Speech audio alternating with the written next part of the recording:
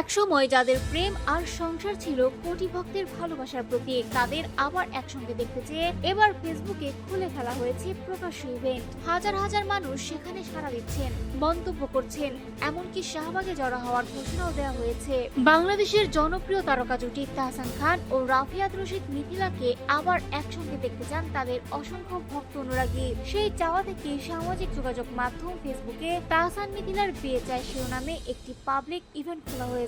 আর এই ইভেন্ট ঘিরে নেট দুনিয়ায় শুরু হয়েছে ব্যাপক আলোচনা। ফেসবুকের তথ্য অনুযায়ী ফারজানা রহমান নওরিন ও মুহাইমিনুল হক নামের দুই ব্যবহারকারী এই ইভেন্টটি তৈরি করেছেন। ইভেন্টের বিবরণে তারা লিখেছেন, দুজনেই বাংলাদেশের সম্পদ, দুজনকে আমরা একসঙ্গে দেখতে চাই। ইভেন্টের স্থান হিসেবে উল্লেখ করা হয়েছে রাজধানীর শাহবাগ চত্বর, আর তারিখ রাখা হয়েছে আগামী 31 ডিসেম্বর। সবচেয়ে আলোচনার বিষয় হলো ইতোমধ্যে প্রায় 21,500 মানুষ এই ইভেন্টে সাড়া দিয়েছেন। পাশাপাশি হাজার হাজার নেটিজেন লাইক, কমেন্ট ও শেয়ার করে নিজেদের মতামত জানাচ্ছেন। কেউ বলছেন পুরনো এই জুটিকে আবার একসঙ্গে দেখতে চান, আবার কেউ মনে করছেন এটি শুধুই ভক্তদের আবেগের বহিঃপ্রকাশ। প্রসঙ্গত 2006 সালে প্রেমের সম্পর্ক থেকে বিবাহ বন্ধনে আবদ্ধ হন তাহসান ও মিথিলা। প্রায় 11 বছরের সংসার জীবনের পর 2017 সালে আনুষ্ঠানিকভাবে বিচ্ছেদের ঘোষণা দেন তারা। তাদের একমাত্র কন্যা আয়রা তেহরিন খানকে কেন্দ্র করে বিচ্ছেদের পরও পারস্পরিক সম্মান ও বন্ধুত্বপূর্ণ সম্পর্ক বজায় রেখেছেন